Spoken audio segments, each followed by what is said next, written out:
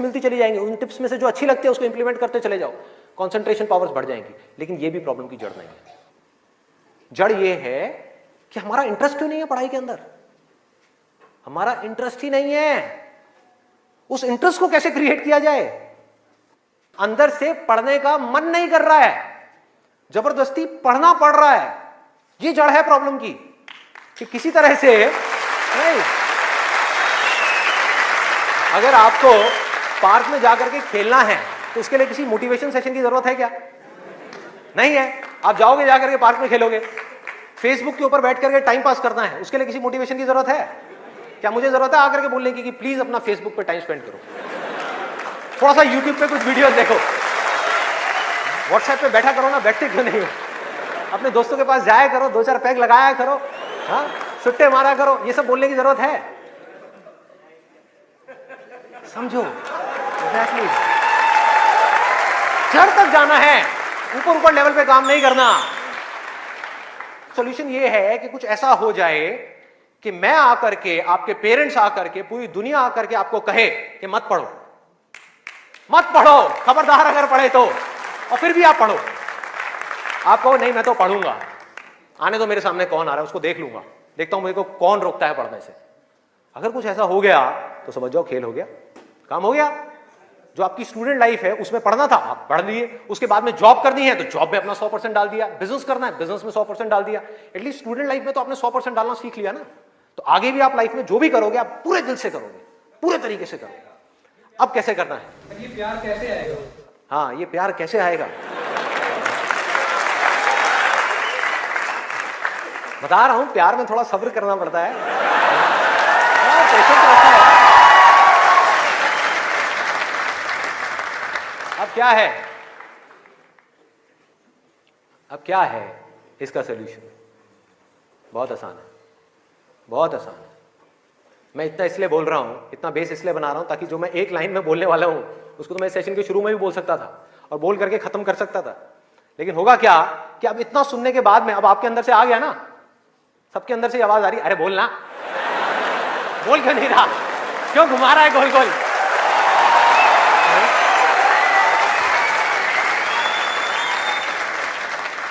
तो अभी आपके अंदर से आ रहा है कि बोलना, तो अब होगा क्या कि मैं बोलूंगा एक ही लाइन में, बोलने वाला हूं वैसे कुछ सेकंड्स में, हाँ ध्यान से सुनना, बोलूंगा एक ही लाइन में, लेकिन आप पूरी तरह से अलर्ट हो जाओगे, पूरी तरह से अवेयर हो जाओगे, आप सुनने के लिए पूरी तरीके से तैयार होगे। नहीं तो क्या होता अगर मैं ये सब नहीं करता और वैसे ही बोल देता, आप कहते हैं हाँ सुन लिया, समझ आ गया, बात खत्म, दी एंड। आप यहां से निकलोगे फिर जाकर के कोई नया नुस्खा ढूंढने की कोशिश करोगे, आप कहोगे हाँ ठीक है ये बात तो समझ आ गई, चल अब कुछ और देखते हैं, अब कुछ और करते हैं। ऐसे ही होता है कि जो बात समझ आ गई उसके बाद में हमने कहा उसमें क्या काम करना है, तो मैं सोच रहा हूँ मैं बधाई देता हूँ, नहीं तो मेरी पिटाई हो जाएगी, लोग बौखला जाएंगे वहां से उठ करके आया, अबे बोलना तेरी तो।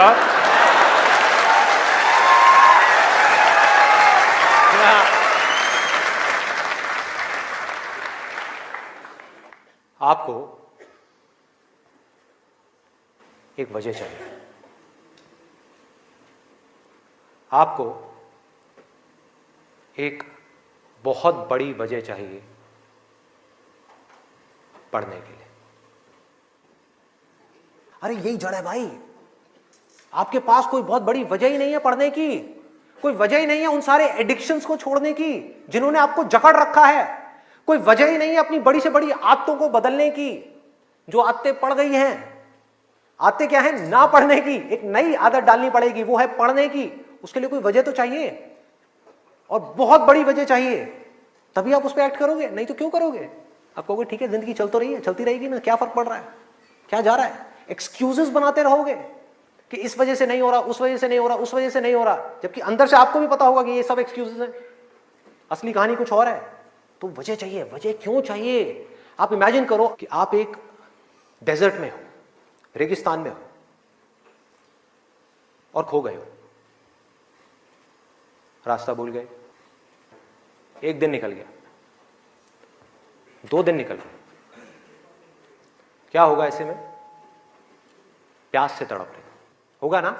इमेजिन करो उस सिचुएशन को, just imagine what I am saying कि 2 दिन हो गए हैं, आपने पानी की एक बूंद भी नहीं पी है, ऊपर से डेजर्ट जहां पर कोई छाया भी नहीं है, भागे जा रहे हो इधर से उधर, चले जा रहे हो, हिम्मत नहीं है, बुरी बुरी हालत हुई पड़ी है और मरने लायक हालत है, उस वक्त आपके दिमाग में क्या चल रहा होगा?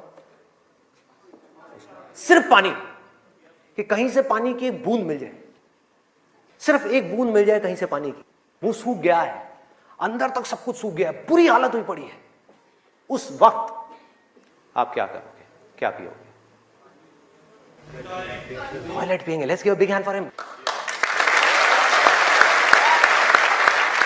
और ये कोई थ्योरेटिकल बात नहीं है, जो भी लोगों के साथ में ये चीज हुई है उनके एक्सपीरियंसेस जाकर के आप पढ़ लो, आपको समझ आ जाएगा।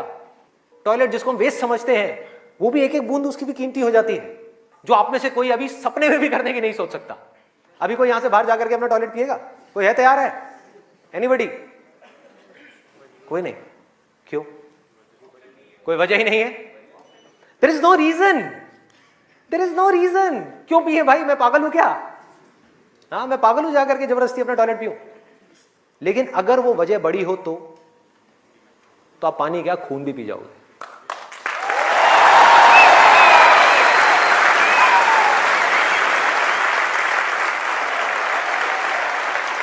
सारा खेल वजह का है, पर्पस का है।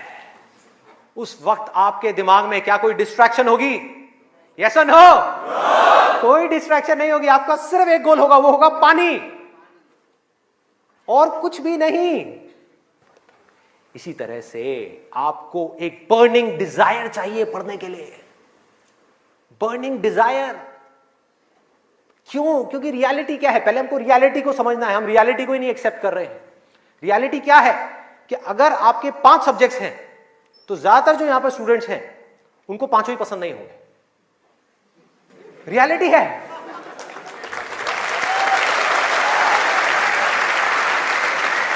यस और नो? देख लो कितने सारे लोगों की आवाजें आई है।